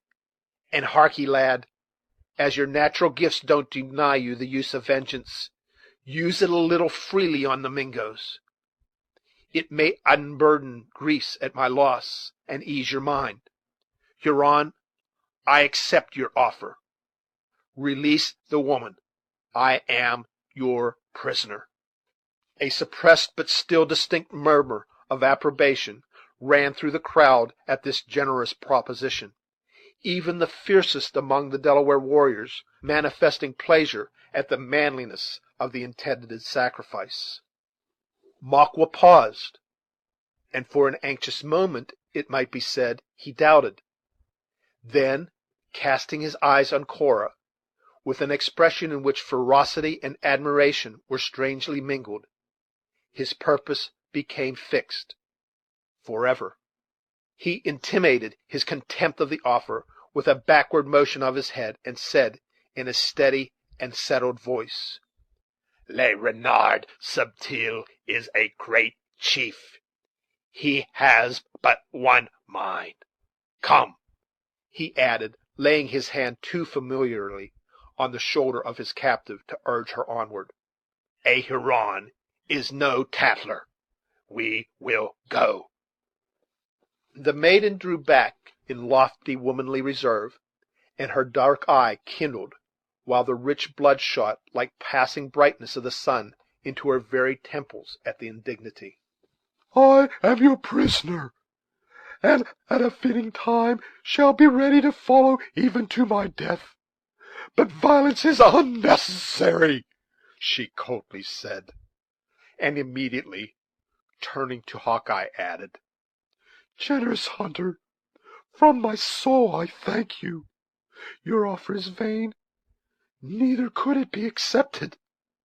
But still you may serve me, even more than in your own noble intention. Look at that drooping, humble child. Abandon her not until you leave her in the habitations of civilized men. I will not say," wringing the hard hand of the scout, "that her father will reward you, for such as you are above the rewards of men. But he will thank you and bless you, and believe me, the blessing of a just and aged man has virtue in the sight of heaven. Would to God I could hear one word from his lips at this awful moment." Her voice became choked, and for an instant she was silent. Then, advancing a step nigher to Duncan, who was supporting her unconscious sister, she continued, in more subdued tones, but in which feeling and the habits of her sex maintained a fearful struggle, "I need not tell you to cherish the treasure you possess. You love her, Heyward. That would conceal 1,000 faults. Though she had them, she is kind, gentle, sweet, good, as mortal may be. There is not a blemish in mind or person at which the proudest of you all would sicken. She is fair, oh, how surpassingly fair!" laying her own beautiful but less brilliant hand in melancholy affection on the alabaster forehead of Alice, and parting the golden hair which clustered about her brows. "And yet her soul is pure and spotless as her skin. I could say much more, perhaps, than cooler reason would approve, but I will spare you and myself." Her voice became inaudible, and her face was bent over the form of her sister. After a long and burning kiss, she arose, and with features of the hue of death, but without even a tear in her feverish eye, she turned away and added to the savage, with all her former elevation of manner, "Now, sir, if it be your pleasure, I will follow." "I go!" cried Duncan, placing Alice in the arms of an Indian girl. "Go, Magua, go! These Delawares have their laws which forbid them to detain you; but I have no such obligation. Go, malignant monster! Why do you delay?" It would be difficult to describe the expression with which Magua listened to this threat to follow. There was at first a fierce and manifest display of joy, and then it was instantly subdued in a look of cunning coldness. "The words are open," he was content with answering. "The open hand can come." "Hold!" cried Hawkeye, seizing Duncan by the arm, and detaining him by violence. "You know not the craft of the imp. He would lead you to an ambushment and your death." "Huron!" interrupted Uncas, who, submissive to the stern customs of his people, had been an attentive and grave listener to all that passed. "Huron, the justice of the Delawares comes from the Manitou. Look at the sun; he is now in the upper branches of the hemlock. Your path is short and open. When he is seen above the trees, there will be men on your trail." "I hear a crow!" exclaimed Magua, with a taunting laugh. "Go!" he added, shaking his hand at the crowd, which had slowly opened to admit his passage. "Where are the petticoats of the Delawares? Let them send their arrows and their guns to the Wyandots. They shall have venison to eat and corn to hoe. Dogs, rabbits, thieves, I spit on you!" His parting jibes were listened to in a dead, boding silence, and, with these biting words in his mouth, the triumphant Magua passed unmolested into the forest, followed by his passive captive, and protected by the inviolable laws of Indian hospitality. Chapter 30.